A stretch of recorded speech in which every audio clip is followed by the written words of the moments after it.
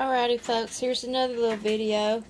I was going out to the car, got run to the dollar store and picked up Yoda some kitty litter, and I was just amazed. I want y'all to look at this. Look at my Italian oregano. I am so pleased. Now those of you who have been following me for a long time know that I had a tragedy. The weed eater guy there was a different one. He didn't know.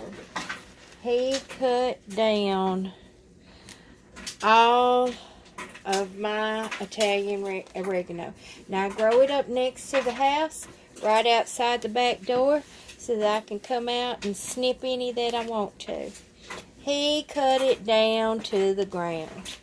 Well, I didn't know if it would come back, but it has. It's taken it a while. Now, I just left it alone. Anytime I saw any little pieces struggling out, I just left it alone. I didn't do any more cuttings or have any, and actually, I think I still got some that is dried, but I'm going to get a big bounty of dried from this. But I just wanted y'all to see it, that I'm so pleased that it did bounce back like it did. Now, y'all know my preferred method on most of my drying is slow drying in brown paper bags. So, I've got this one going now. I'm going to cut the top so that they'll fit down in there.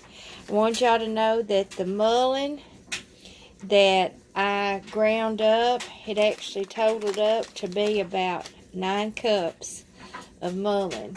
Now, I don't know how much that'll translate to on the ounces.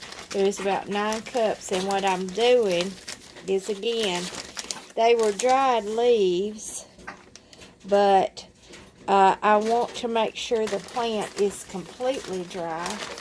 And this isn't even part of my leaves.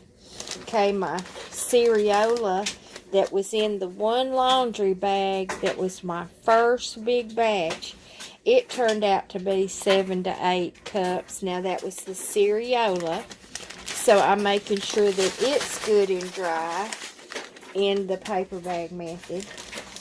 Now my ligustrum, the privet, the hedge bush. One thing that I want y'all to know and always be aware of when you are gathering your stuff for yourself, sometimes there's itty bitty bugs, like tiny itty bitty bugs, and you can't always get them or see them good. So what I've learned to do, and I do this with my mullein, because these little bugs and my staghorn sumac, I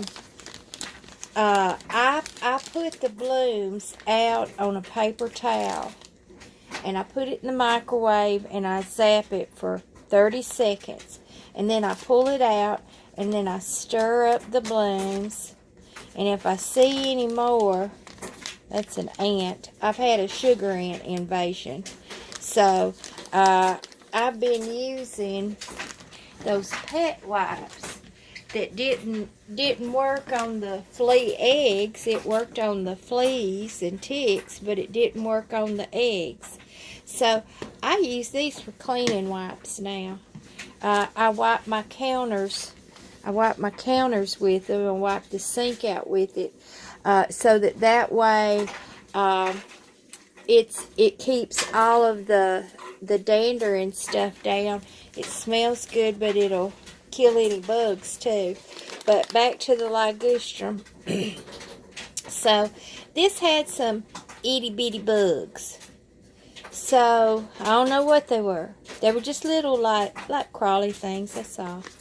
And so what I did was I microwaved it 30 seconds, stirred the leaves up, put them back in, microwaved them another 30 seconds, stirred the leaves up, and now it'll go into a drying process to completely dry out before I use it. And I got so many that I had to break it down into 3 paper bags.